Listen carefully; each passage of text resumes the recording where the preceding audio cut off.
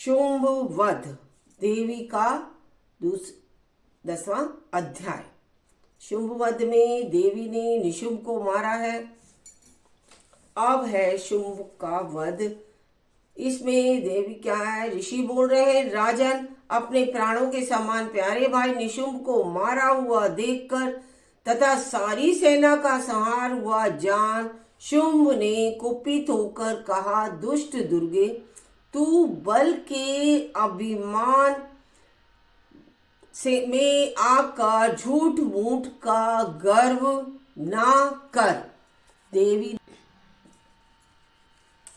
तू बड़ी मान्या बनी हुई है, किंतु दूसरी स्त्रियों के बल का सहारा लेकर लड़ती है। देवी बोली, अरे दुष्ट, मैं अकेली हूं, इस संसार में मेरे अतिरिक्त दूसरा कौन है? देखिए मेरी विभूतियां हैं, अतः मुझसे में ही प्रवेश कर रही है। तब ब्राह्मणी आदि समस्त देवियां अंबिका देवी के शरीर में लीन हो गईं और उसी समय अंबिका देवी ही रह गई। सारी देवियां उनके अंदर ही लीन हो गई। देवी बोली, मैं अपनी ऐश्वर्य शक्ति से अपने अनेक रूपों से मैं यहाँ उपस्थित हुई थी। उन सब रूपों को मैंने समेट लिया और अब मैं अकेली ही युद्ध में खड़ी हूं। तुम भी स्थिर हो जाओ। ऋषि बोले, तब देवी और शुंभ दोनों में, सब देवताओं तथा दानवों में देखते देखते ही भयंकर युद्ध छिड़ गया। बाणों की वर्षा तथा तीखे शस्त्रों और दारुण अस्त्रों के प्रहार के कारण उन दोनों का युद्ध होने लगा। सब लोगों के लिए बड़ा ही भयानक प्रतीत हो रहा था। बहुत ही युद्ध डरावना लग रहा था और उन्हें दैत्यराज शुंभ ने उनके निवारण अस्त्रों द्वारा काट डाला।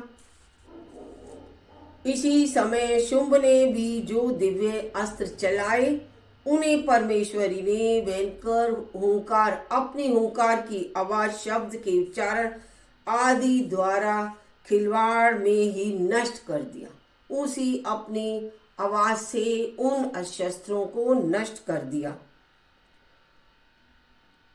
कर डाला। तब उस असुर ने सैकड़ों बाणों से देवी को आच्छादित कर दिया। यह देख क्रोध में भरी हुई उन देवी ने भी वाण मार कर उसका धनुष को काट डाला। धनुष कट जाने पर दैत्यराज ने शक्ति हाथ में ली, किंतु देवी ने अपने चक्र से अपने हाथ की शक्ति को भी काट गिराया।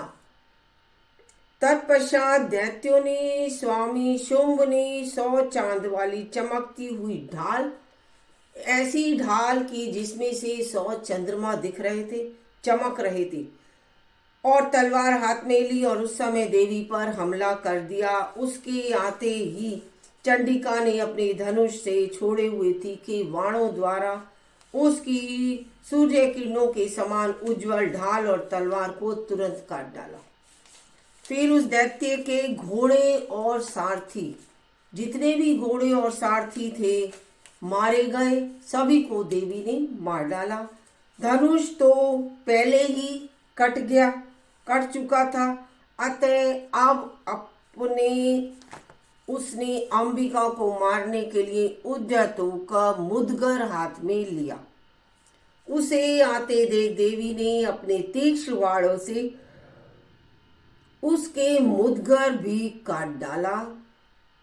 इस पर भी वह असुर मुक्का तान कर बड़े ही वेग से देवी की ओर झपटा। उस दैत्यराज ने देवी की छाती में मुक्का मारा। तब उन देवी ने भी उसकी छाती में एक चांटा जड़ दिया। एक चांटे से ही, मतलब देवी के थप्पड़ खाकर ही दैत्यराज शुंभ पृथ्वी पर गिर पड़ा। पुनः सहसा पूर्ववत उठकर खड़ा हो गया। फिर वह उछला और देवी के ऊपर ले जाकर आकाश में खड़ा हो गया। देवी को ऊपर उठाकर ले गया। तब चंडिका आकाश में भी बिना किसी आधार के ही शुंभ के साथ युद्ध करने लगी। उस समय दैत्य और चंडिका आकाश में युद्ध कर रहे, एक दूसरे से लड़ने लगे। उनका वह युद्ध पहले सिद्ध और मुनियों को विस्मयकारक हुआ। फिर अंबिका ने शुंभ के साथ बहुत देर तक युद्ध करने के पश्चात उसे उठाकर घुमाया और पृथ्वी पर पटक दिया। पटके जाने पर पृथ्वी पर आने के बाद वह दुष्ट आत्मा दैत्य पुनः चंडिका का वध करने के लिए उसकी ओर बड़े ही वेग के साथ दौड़ा। धरती पर गिरने के बाद भी वह नहीं मरा। तब समस्त दैत्यों की राजा शुंभ को अपनी ओर आते देख देवी ने त्रिशूल से उसकी छाती छेद डाली और पृथ्वी पर गिरा दिया। देवी के त्रिशूल की धार से घायल होने पर उसके बिल्कुल ही वह प्राण पखेरु उड़ गए और वह समुद्रों, द्वीपों और पर्वतों सहित समूची पृथ्वी को कंपाती हुआ पृथ्वी पर गिर पड़ा। ऐसा गिरा उससे समुद्र, पहाड़, पृथ्वी सभी कंपाने लगे। तब उस दुरात्मा के मारे जाने पर सारा जगत प्रसन्न और पूर्ण स्वस्थ हो गया तथा आकाश बिल्कुल स्वच्छ दिखाई देने लगा।